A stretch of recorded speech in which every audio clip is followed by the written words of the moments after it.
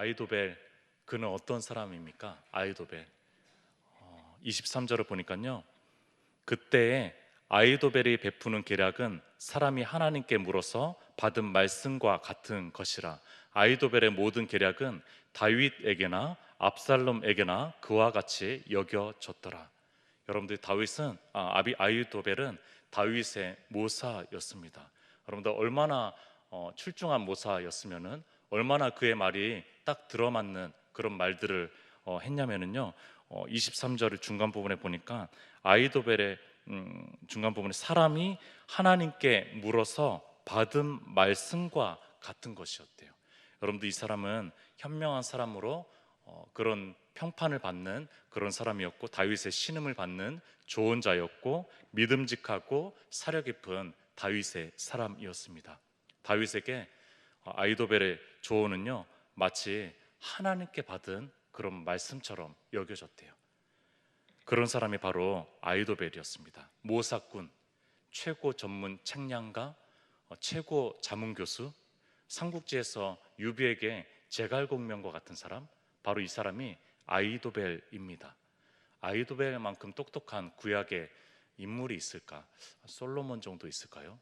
어쨌든 구약 성경 안에서는 이 다섯 손가락 안에 꼽는 그런 똑똑하고 출중했던 사람이었습니다. 그런데 이렇게 오랜 시간 지혜로운 조언으로 함께했던 이 아이도벨이 이 다윗이 추락한 이 현실 속에서 반역을 하고 압살롬에게 붙습니다. 굉장히 슬프죠. 슬픈 현실이죠. 다윗이 가장 자신에게 필요한 그 순간에 아이도벨은 압살롬에게 붙고 다윗을 반역하게 됩니다.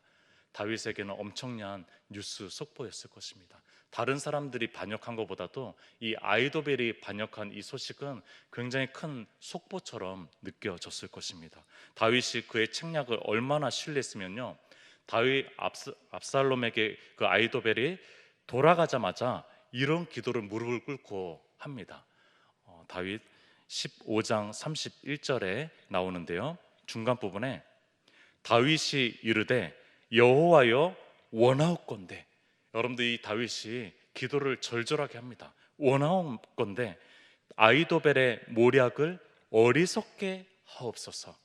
여러분들, 다윗이 이렇게 째째한 기도를 합니다.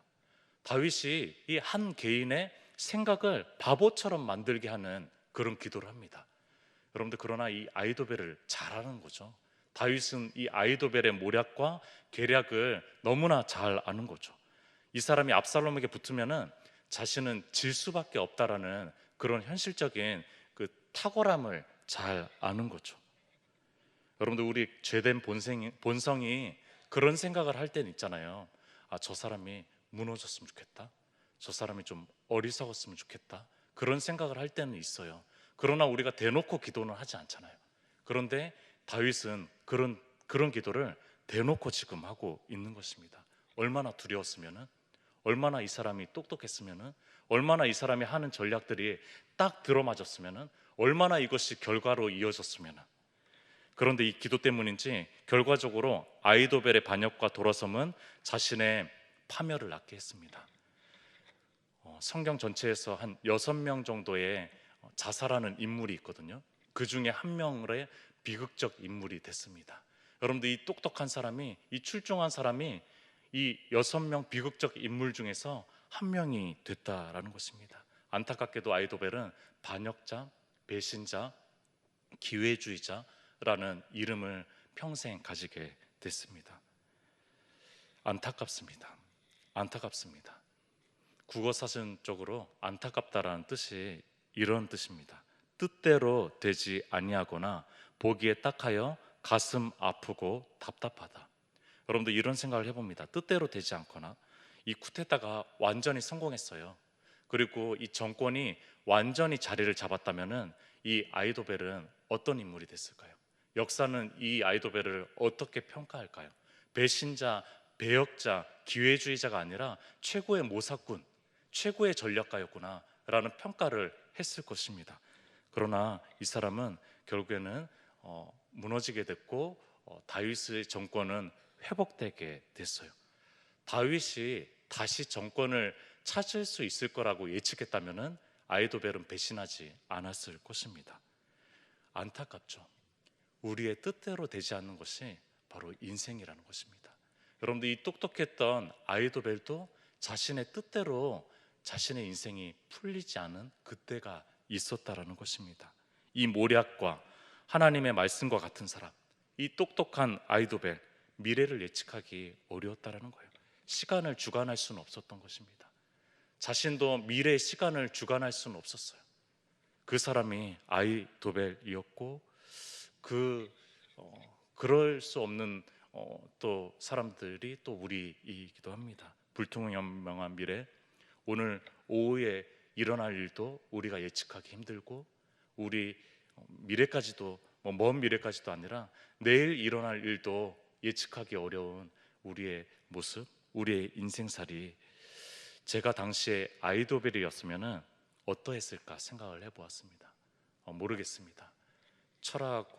처량하고 이제 뜨고 있는 압살롬, 이 두 사람 편에 어떻게 내가 서 있을까? 기회주의자처럼 잠시 압살롬에게 있었다가 또 다윗에게 돌아가지 않았을까? 여러 가지 생각들을 해보게 됩니다. 거기까지 생각하지 않더라도 내 안에, 내 삶에, 제 삶에요, 난세가 찾아왔을 때 제가 미래의 더 나은 보장과 내 머릿속의 계산과 책략이 아니라 보이지 않는 주님을 더 의지할 수 있을까? 제 안에, 제 삶에 정말로 난세가 찾아왔을 때 내 생각과 내 뜻이 아니라 내 더 나은 보장을 위한 내 계산이 아니라 정말 주님의 뜻을 의지할 수 있을까? 이런 질문을 던져봅니다. 지독하리만큼 신앙의 도전과 믿음의 생각이 우리의 일상의 삶에서 금방 사라지는 것을 느낍니다. 새벽에 그렇게 말씀을 듣고 기도했음에도 불구하고 오후의 삶이 그냥 그 말씀과 전혀 다르게 살아가는 저의 모습을 보면서 흠칫 놀라게 됩니다. 지독하게 내 마음의 모사를, 내 마음의 모략을 쫓아가고 있는 삶을 바라보게 됩니다. 계략, 모략, 모사, 히브리어로 에차라는 말입니다. 여러분들, 이 에차라는 말을 오늘은 좀 기억해 주시면 좋겠습니다. 오늘 이 에차에 대해서 좀 이야기 나누려고 합니다. 히브리어로 에차입니다. 계략, 모략, 모사, 사무엘 상하 통틀어서 총 7번이 나옵니다. 총 7번 중에서 6번이 바로 아이도벨이 주어로 나옵니다. 아이도벨이 주체로 나옵니다. 한 번은 후세에게 한 번 나옵니다. 그러니까 이 모략과 계략으로 어울리는 사람이 바로 아이도벨이었고, 사무엘 상하 통틀어서 가장 똑똑하고 가장 전략적이었고 가장 계산이 빨랐던 사람이 바로 이 아이도벨이었다라는 것입니다. 여러분들, 이스라엘에 3대 종교 지도자가 있어요. 제사장, 지혜자, 선지자, 예언자라고 말하는 선지자입니다. 이 3대 종교 지도자가 한 번에 나오는 그런 본문이 하나 있거든요. 예레미야서 18장 18절 말씀인데 한번 들어보십시오. 그들이 말하기를, 오라 우리가 꾀를 내어 예레미야를 치자. 예레미야를 치는 사람들의 전략들입니다. 자, 근데 여기 안에도 진리가 포함되어 있습니다. 한번 들어보십시오. 제사장에게서 율법이, 그러니까 제사장이 맡은 것은 율법이라는 거예요. 제사장은 율법을 가지고 또한 율법적인 또 행동들을 가르치고 또 율법의 제사를 행하는 사람이 바로 제사장이라는 사람이고요. 또 지혜로운 자에게서 책략이, 이 책략이 에차입니다. 에차, 지혜자가 있었어요. 당시에 연륜이 좀 많이 있고 또 삶의 지혜들이 축적되고 그것들을 많이 모은 그런 지혜자가 있었는데 이 사람을 지혜자라고 했고, 이 지혜자가 맡은 것은 책략입니다. 에차, 지혜입니다. 세 번째, 선지자가 나옵니다. 선지자에게서 말씀이 끊어지지 아니할 것이니. 선지자는 말씀을 하는 사람이에요. 말씀을 수정하는 사람, 마음에 품은 사람, 말씀을 선포하는 사람. 근데 이 말씀조차도 율법을 이 현대사회에 맞게 재해석하는 사람이 바로 선지자입니다. 이 세 사람은 서로 얽혀져 있지만 그러나 기능적으로 좀 나눠져 있는 종교 지도자였습니다. 여러분들, 이 아이도벨은 온 이스라엘의 다윗 시대의 지혜자였던 것입니다. 책략가였어요. 아주 탁월한 지혜자였다는 것입니다. 그의 비상한 모략으로 실시한 첫 번째 정책, 압살롬의 정책 이야기를 오늘 좀 나누려고 합니다. 여러분들 대개 그렇듯이 권좌에 앉은 사람이 하는 첫 번째 정책이 그 사람의 전체의 앞으로의 방향성을 제시하는 경우가 많이 있습니다. 그 사람이 화해와 포용으로 첫 번째 정책을 냈다면 그 사람은 그렇게 갈 가능성이 많은 사람입니다. 그러나 그렇지 않고 그 사람이 사정없이 칼날을 휘두르는 정책으로 첫 정책을 했다면 그런 식으로 일을 풀어갈 가능성이 많은 사람입니다. 그래서 우리는 압살롬이 선택한 아이도벨의 첫 번째 계략, 첫 번째 모략을 좀 볼 필요가 있다는 거죠. 아이도벨이 압살롬에게 제안한 첫 번째 전략은 참남한 계획이었습니다.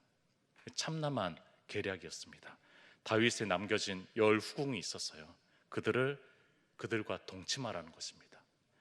21절을 보도록 하겠습니다. 아이도벨이 압살롬에게 이르되 왕의 아버지가 남겨두어 왕궁을 지키게 한 후궁들과 더불어 동침하소서.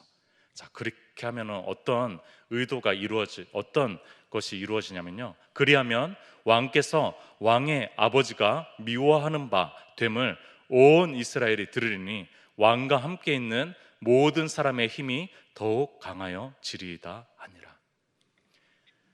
여러분들, 아이도벨의 전략은요 이런 것입니다. 선긋기를 하고 싶은 거예요.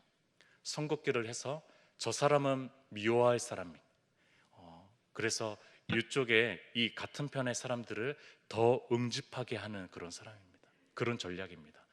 여러분들, 반란을 한 사람에게 가장 두려운 것은 반란입니다. 발등을 찍은 사람에게서 가장 두려운 것은 내 발등을 누가 찍을까라는 것입니다. 그것을 방지하기 위해서는 내 사람을 더욱더 견고하게 내 사람으로 만들어야 되는 거예요. 그러기 위해서 선긋기 전략을 사용하는 것입니다. 여러분들, 이것을 위해서 그 후궁들 범하지 않아야 될 폐륜과 같은 이 일들을 하라고 아이도벨이 얘기하는 것입니다. 선을 쭉 그어봐. 그리고 저쪽에 있는 사람들을 미워하게 될 거야. 그러면은 이쪽 사람들은 자연스럽게 한편이 되게 될 거야. 믿지 못할 만큼 똘똘 뭉치게 될 거야.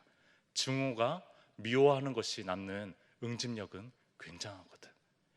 여러분들, 이것은 정치 방식에서 우리가 볼 때는 너무나 악랄한 그런 방식이라고 생각하지만 현실 정치에서 너무나 잘 들어맞는 방식입니다.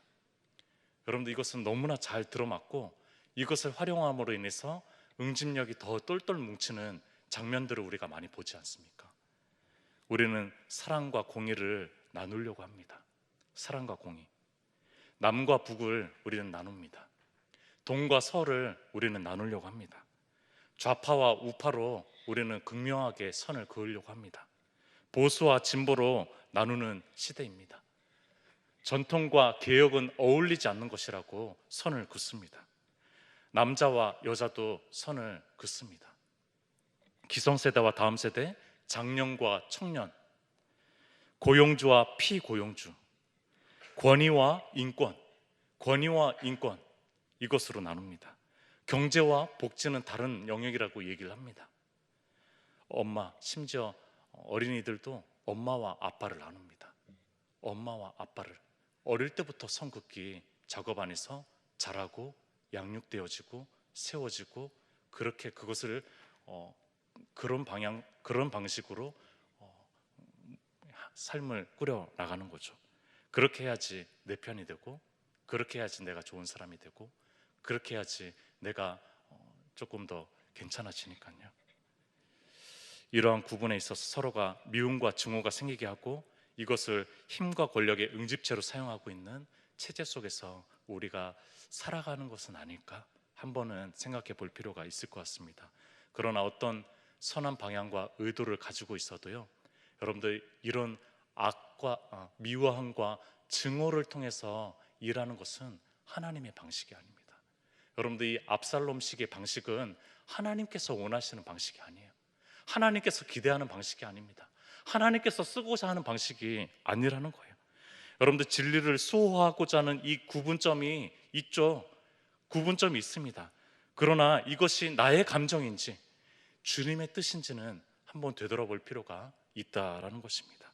분별력 없는 나를 용서해 주십시오. 분별력 없는 나를 용서해 주십시오. 이 기도가 절로 나옵니다. 우리 생각에 아버지의 후궁들을 범하는, 동침하는 그런 폐륜을 저지를까라고 생각하겠지만 압살롬은요, 즉각적으로 즉시 이 일을 실행에 옮깁니다. 22절을 보겠습니다. 이에 사람들이 압살롬을 위하여, 심지어 사람들도요, 압살롬을 위하여 옥상에 장막을 쳤습니다. 여러분들, 그 내밀한 궁 안에서가 아니라 대놓고 옥상에 장막을 쳤어요. 압살롬이 온 이스라엘 무리의 눈 앞에서 그 아버지와 아버지의 후궁들과 더불어 동침하느라, 정확하게 나오고 있습니다. 그 아버지의 후궁들과 더불어 동침하니라. 여러분들, 그 후궁들은 그 아버지의 후궁들이었어요. 아버지의 후궁들을 온 백주대낮에 사람들이 다 보는 그 장소에서 온 무리들이 보도록, 이것은 확실하게 구분점을 긋는 일인데, 이런 방식으로 압살롬이 첫 번째 정책을 행사했다라는 것입니다. 사무엘하 11장에 다윗의 밧세바 간음 사건이 생각이 납니다. 충신이었던 우리아의 아내 밧세바를 범하는 것뿐만 아니라 그 우리아마저도 전쟁터에 몰아넣어서 죽게 한 그런 다윗의 간음 사건이 생각이 납니다. 사무엘하 13장에 이 암논의 강간 사건이 생각납니다. 이복 동생 다말을 범하고 또한 욕정의 도구로 삼은 비극적 가족사가 계속되는 거죠. 되풀이 사건되는 그런 이야기가 생각이 납니다. 압살롬이요, 누이 동생 다말이 당한 것을 보고 암논을 쳐 죽였고 이것을 정당화했습니다. 이것은 잘한 것이다, 이것은 문제가 없는 것이다라고 압살롬은 생각했습니다. 여러분들, 그런데 그런 압살롬이 분을 품어서 쳐 죽였던 암논과 같은 모략을 실행한 거예요. 본인이 실행한 것입니다. 다윗은 충신 우리아의 아내에게 은밀하게 악을 행했습니다. 자신의 궁 안에서 은밀하게, 아무도 모르게 했습니다. 암논은 뻔뻔하게도 아버지 다윗을 이용하면서까지 이복 동생을 범했습니다. 압살롬은 대놓고 이스라엘 무리 앞에서 이 일들을 행합니다. 악은 점점 커져가고 죄에 대한 의식은 점점 작아지는 것입니다. 악은 점점 커져가는데 죄에 대한 의식과 죄에 작동하는 그 양심은 점점 작아진다는 것입니다. 여러분들, 이것이 악의 속성입니다. 이것이 죄의 속성이라는 것입니다. 여러분들, 지혜자 이 아이도벨의 모사 에차라고 제가 말씀드렸잖아요. 이 에차를 원어로 좀 단어들을 찾아봤습니다. 한 80개에서 한 90개 구약 성경에 나오더라고요. 그런데 대부분 사람에게서, 사람을 주체로 이 에차가 사용되더라고요. 그런데 한번 들어보십시오. 사람들에게 사용된 그 에차는 어떤 의미들을 가지고 있었냐면요, 거의 대부분 좋지 않은 인간적 책략, 하나님이 폐하시는 여러 나라들의 계획들, 인간적인 처세술과 꾀, 균형 없이 편중된 가르침, 폭력적인 조언들, 분별력 없는 모략, 교묘하고 은밀한 죄악의 생각들에 사용됩니다. 이 애차가 무슨 잘못이에요? 여러분들, 이 애차라는 단어가 무슨 잘못입니까? 사람이 악하다라는 거죠. 사람의 생각이 악하다라는 거죠. 여러분들, 욥기서 그래서 42장에 3절에 욥이 하나님을 정면으로 만나고 나니까, 머릿속으로 알았던 그 하나님을 정면으로 만나고 나니까, 여러분들, 욥기서는요, 그 당대에 있었던 신학의 지혜들을 다 총집합시켜서 새 친구들과 논쟁을 하고 있는 것입니다. 그러니까 친구들과의 그냥 편안한 대화가 아니에요. 이 당대에 있었던 신학의 그런 관점들을 자신의 지혜를 가지고 논쟁하면서 신학을 알려주고 있는 그런 성경이 바로 욥기서입니다. 욥기예요. 여러분들, 이 욥이 마지막에 이 모든 신학의 논쟁들을 주님을 만나니까 다 무너지게 되면서 이렇게 고백합니다. 욥기서 42장 3절에 무지한 말로 이치를 가리는 자가 누구니까? 이치가 애차입니다. 애차, 히브리어로. 나는 깨닫지도 못한 일을 말하였고 스스로 알 수도 없고 헤아리기도 어려운 일을 말하였나이다. 여러분들 이 욥이요, 하나님을 정면으로 만나니까, 하나님의 더 큰 모략 앞에 서니까, 더 큰 지혜 앞에 서니까 자신은 이치를 깨닫지도 못했군요. 내가 모르는 것을 얘기했군요. 내가 깨닫지도 못한 것을 얘기했군요. 스스로 알 수도 없는 것을, 헤아릴 수도 없는 것을 내가 얘기했던 것이군요. 내가 친구들과 얘기했던 것이군요 라고 얘기하면서 고백하는 것입니다. 인간의 애차, 사람의 애차, 여러분들 이것입니다. 사람의 애차는 여기까지라는 것입니다. 여러분들, 근데 이 애차가요, 하나님이 주어로 쓰일 때가 있었어요. 하나님이 주체로 쓰인 그 몇 구절을 제가 소개하고 오늘 말씀을 마무리하려고 합니다. 시편 33편 11절에 여호와의 계획은, 이게 애차입니다. 여호와의 애차, 여호와의 계획은 영원히 서고 그의 생각은 대대에 이르리로다. 여러분들, 애차의 영원성입니다. 하나님의 계획의 영원성입니다. 시편 73편 24절, 주의 교훈으로, 이 교훈이 애차입니다. 주의 교훈으로 나를 인도하시고 후에는 영광으로 나를 영접하시리니. 여러분들, 이 애차는 바른 교훈성을 가지고 있어요. 얼마나 바르냐면요, 주님의 영광 안에 머물 수 있도록 하는 그런 바른 교훈성을 가지고 있습니다. 시편 119편 24절, 주의 증거들은 나의 즐거움이요 나의 충고니이다. 이 충고자가 애차입니다. 여러분들, 하나님은 우리의 개별적인 상담가이십니다. 여러분들, 개별적인 충고자이십니다. 하나님은 우리의 상황과 우리의 형편과 우리의 마음 상태를 가장 잘 아시고 거기에 가장 적합하게 상담하실 수 있는 상담자이시라는 것입니다.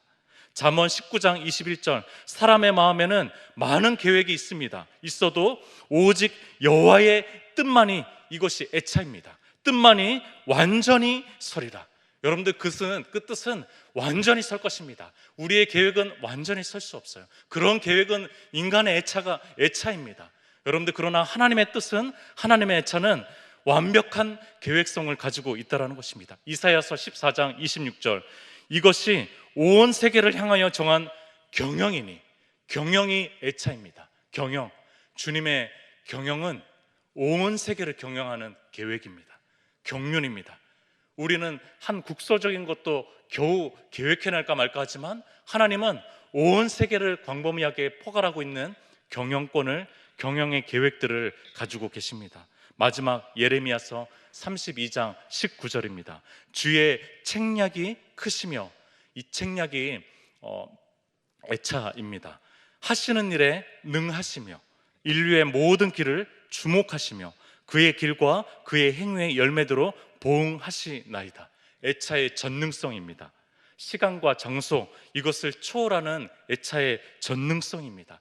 그분의 애차는, 계획성은 크신 것뿐만이 아니라 이분은 능하시기 때문에 이것을 이루어 가실 수 있는 그런 계획자이십니다.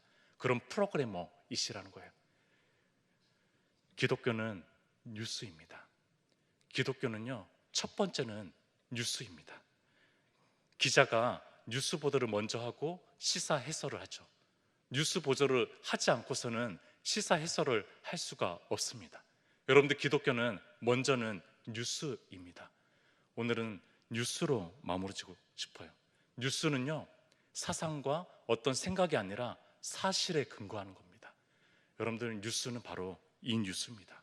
오늘의 뉴스는 애차의 완전성, 하나님 애차의 결백성, 하나님 애차의 개별 상담적인 완벽성, 하나님 애차에 완전히 서는 그런 계획의 완전성, 하나님 애차의 우주적인 통치성, 하나님 애차의 전능성.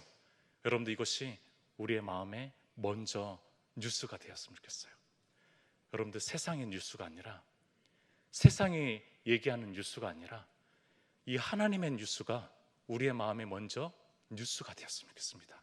그리고 그 뉴스를 오늘 마음에서 해설해내시고 삶에서 해석해내십시오. 여러분, 그것을 살아가십시오. 이 뉴스가 오늘 마음에서 가장 크게 들렸으면 좋겠습니다. 우리 같이 통성으로 기도했으면 좋겠습니다. 하나님, 주님께서 우리의 생각과 뜻이 아니라 주님의 계획 안에서 주님의 뉴스를 먼저 듣고 나아가는 그런 귀한 하루의 삶이 될 수 있도록 함께 인도하시고 이끌어 달라고, 또한 우리 가지고 나온 기도 제목을 가지고 주여 한번 외치고 기도하도록 하겠습니다.